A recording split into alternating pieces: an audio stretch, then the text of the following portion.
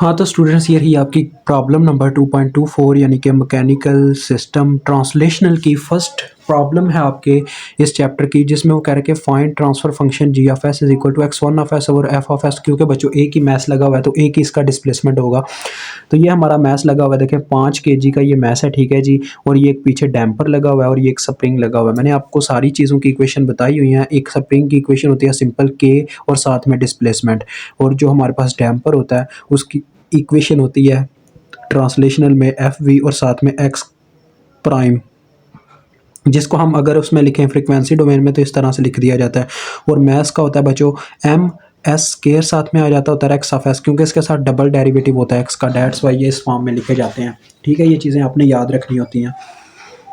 तो देखो बच्चों, यहाँ पे अब हम मैथ्स के लिए इक्वेशन लिखेंगे। इस मैथ्स के लिए तो कैसे लिखी जाएगी, देखो हो क्या रहा है, सिंपल सी बात है। यहाँ पे हम बाय इंस्पेक्शन ही इक्वेशन लिख लेते हैं। देखें तो इस मैथ्स के लिए देखें कौन कौन सी चीज़ अपना किरदार निभा रही है। एक तो बच्चों एक डैम्पर है। देखो जब मैं ऐसे फोर्स लगाऊंगा, यहाँ से स्प्रिंग को खींचूंगा, ये स्प्रिंग है जिसको मैं ऐसे एक कह लें यहाँ से खींच रहा हूँ, ये बॉडी लगी हुई है, यहाँ पे ये बॉडी है।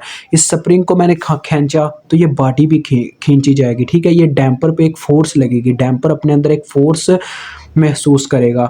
तो जब मैं जो ही यहाँ से फोर्स को छोड़ दूंगा, यानी फोर्स लगाना छोड़ दूंगा, ये स्प्रिंग फिर से अपनी बैक यानी कि यहाँ पे पहले एक्सपैंड हुआ होगा, फिर जिससे ये कंप्रेस होगा, अपनी प्रीवियस पोजीशन पे वापस जाएगा। इसको एक झटका सा लगेगा जो कि डैम्पर सहेगा, डैम्पर एनर्जी को डिसिपेट करेगा और ये फिर से अपनी प्रीवियस पोजीशन में आ जाएंगे। तो यहाँ पे हर कोई अपना एक किरदार निभा रहा है मैथ्स M1 के लिए। तो देखो फिर हम इनकी इक्वेशन लिखते हैं। आपको पता है इंस्पेक्शन मेथड से कैसे लिखते होते हैं।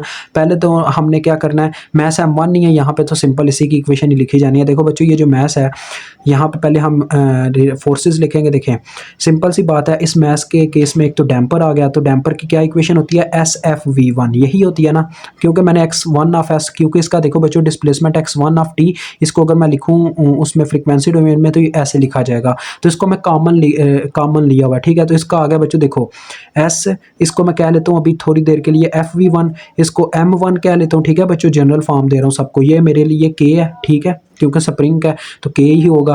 तो देखो इसका आ गया मेरे पास बच्चों, देखो FV1 का क्या यानी FV के लिए क्या फार्मूला था डैम्पर के लिए, SFV और साथ में ये, तो ये आ जाएगा SFV1, और जो x1 ऑफ s है वो मैंने कॉमन लिया हुआ है प्लस।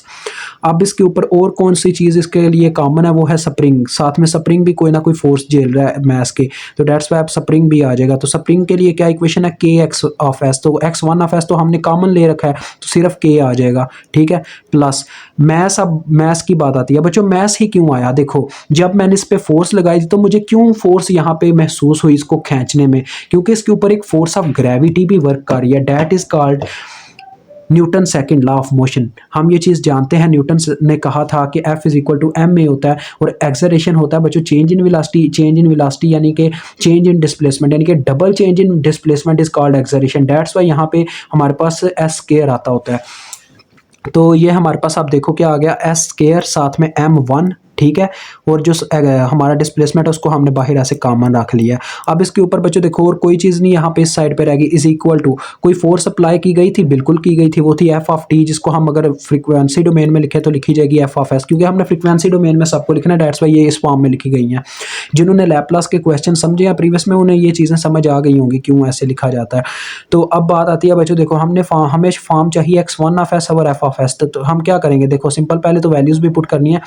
मैं एफ ऑफ एस को उठा के इधर ले आता हूँ और इसको उठा के उधर ले जाता हूँ, तो क्या आ जाएगा, x1 of S is equal to और F of S is equal to, यहाँ पे 1 रह चुका था और इसके बटे में ये सारी टर्म चली गई। तो देखो पहले मैं एस स्क्वायर वाली लिखता हूँ, एस स्क्वायर साथ में M1 तरतीब दे देता हूँ ना, फिर एस वाली लिखता हूँ SFV1 प्लस के। अब देखें इनकी वैल्यूज पुट करता हूँ, 1 ओवर एस स्क्वायर साथ में M1 है, M की बच्चों क्या वैल्यू है 5 kg, सिर्फ 5 आपने पुट करना, तो ये आ जाएगा 5s का स्क्वायर प्लस FV1 की क्या वैल्यू है 4, तो ये आ जाएगा 4s। उसके बाद k की क्या वैल्यू है 5, तो ये आपके पास आ गई आपकी रिजल्ट। मुझे उम्मीद आपको समझ आ गई होगी, काफ़ी सिंपल था बच्चों। खुदा हाफिज़।